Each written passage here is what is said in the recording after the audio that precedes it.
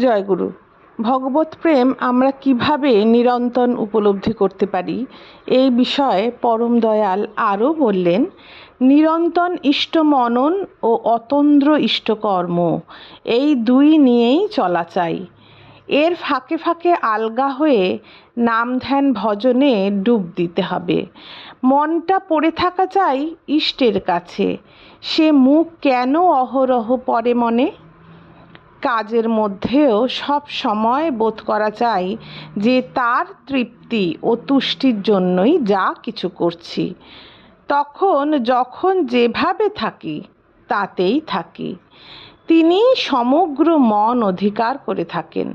যাকে অন্তর দিয়ে ভালোবাসা যায় তার স্মৃতি চেতনা লেগেই থাকে মনে। ওইটি হয় মনন সূত্র। এর ফলে চলন চরিত্র ইষ্টের গুণাবলিতে অভিষিক্ত হয়ে ওঠে।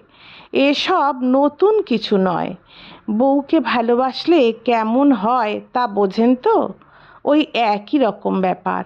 মন তো আমাদের কত জায়গায় মজে, ইষ্টে মজাতে পারলেই হলো, তা যেমন করেই হোক।